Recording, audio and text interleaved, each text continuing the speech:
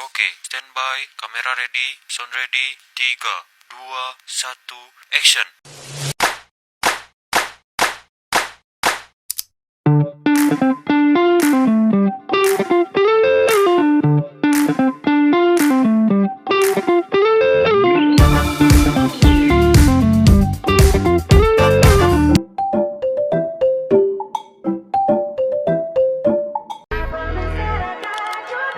Before I let you go, can I get a kiss goodnight, baby? Before I let you go, can I get a kiss goodnight? A few moments later. Hai guys, in this video sekarang itu aku lagi gabut mau ngapain?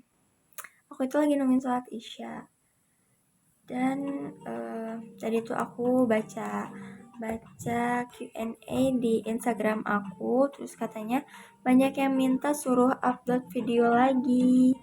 Dan ya udah aku bingung mau upload video apa. Jadi ya udah sekarang aku akan upload video tentang pembahasan tense dalam bahasa Inggris lagi. So, sekarang aku bakal ngebahas tense tentang past future tense. Emang kelihatannya itu agak ribet ya, past future tense.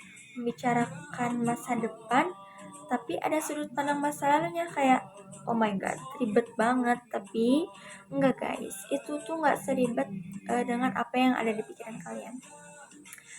Nah, aku juga emang awalnya belajar past future tense itu emang kayak pusing, nggak ngerti-ngerti, tapi aku terus mencari referensi dari orang lain. Aku nonton video, sama aku juga nonton video dari orang lain, terus aku simpulin, aku lebih singkatin lagi, aku cari cara yang lebih mudah buat ngejelasin past future tense ini. So, jadi di video kali ini aku bakal ngasih tahu ke kalian tentang cara yang simple, yang happy, yang mudah dipahami untuk membahas past future tense ini. Mau tahu gimana caranya?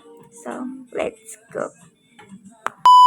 Nah, sebelum masuk ke pembahasan, kalian itu harus tahu terlebih dahulu apa itu pengertian past future tense. Nah, past future tense itu adalah tense yang digunakan untuk menyatakan rencana, niat atau kejadian di masa depan, tapi dilihat dari sudut pandang masa lalu. Nah, lebih jelasnya, past future tense itu merupakan bentuk waktu yang digunakan untuk menyatakan suatu yang akan terjadi, tetapi yang diceritakan dari sudut pandang masa lalu.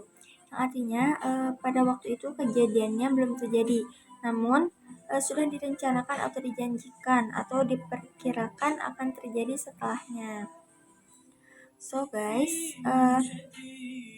biar kalian lebih memahaminya, past future tense ini membicarakan masa depan, tapi ceritanya terjadi di masa lalu. Ingat, kita itu sedang membicarakan masa depan, tapi ceritanya di masa lalu. Oke?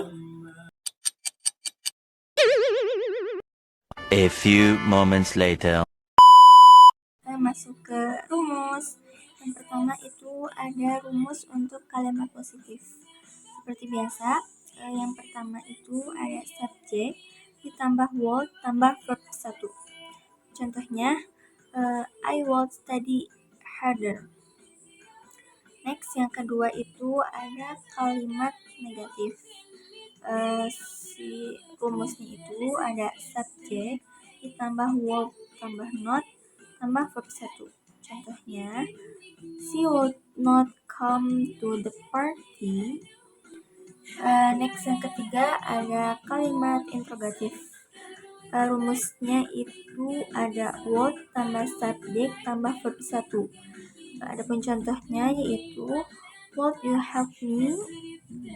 Yang tadi itu biasanya digunakan untuk hal yang hipotesis seperti prediksi, janji, rencana atau niat yang sifatnya lebih umum atau kebiasaan masa depan yang dilihat dari sudut pandang masa lalu.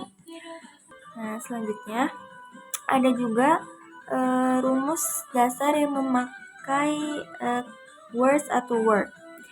Nah, biasanya bentuk ini digunakan untuk menyatakan rencana atau niat yang sudah ada di masa lalu.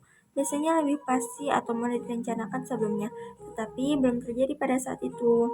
Biasanya ini itu digunakan untuk rencana pribadi, terus niat yang hampir dilakukan, tadinya itu akan terjadi. Terus ada rencana yang akhirnya bisa jadi batal. Nah, sekarang kita masuk ke pembahasan kalimat verbal. Apa sih kalimat verbal itu? Kalimat verbal adalah kalimat yang predikatnya itu berupa kata kerja dan menunjukkan suatu tindakan, aktivitas atau perbuatan yang dilakukan oleh subjek. Nah, adapun rumus kalimat verbal itu sama kayak yang di atas tadi guys, ada yang memakai word dan ada yang memakai was atau were. Sekarang kita masuk ke kalimat nominal. Sama, kalimat nominal itu rumusnya kayak tadi, cuman ada perbedaannya sedikit. Yang pertama, untuk kalimat positif itu ada subjek ditambah word tambah be tambah adjektif atau noun atau adverb. Sedangkan kalimat negatifnya ada subjek tambah word tambah not tambah be tambah adjektif noun atau adverb. Terus yang interrogatifnya juga sama, ada word tambah subjek tambah be tambah adjektif atau noun atau adverb. Contohnya yang kalimat positifnya ada he said he would become a historian. Terus di kalimat negatifnya ada he said he would not become a historian. Lalu di kalimat interrogatifnya did he say he would become a historian? Next, kita ke rumus yang memakai was atau were. Di kalimat positifnya ada subjek tambah was atau were tambah going to tambah be tambah adjektif, non adjektif atau adverb. Terus di kalimat negatifnya ada subjek tambah was atau were ditambah not tambah going to tambah be tambah adjektif, noun atau adverb. Terus di kalimat interrogatifnya ada was atau were ditambah subjek tambah going to tambah be tambah adjektif, noun atau adverb. Kita ambil contoh yang ini ya guys. Kalimat positifnya I was going to be a teacher. Terus di kalimat negatifnya ada I was not going to be a teacher. Terus di kalimat interrogatifnya ada was I going to be a teacher. Nah, mohon maaf sebelumnya aku lupa ngasih tahu pengertian kalimat nominal.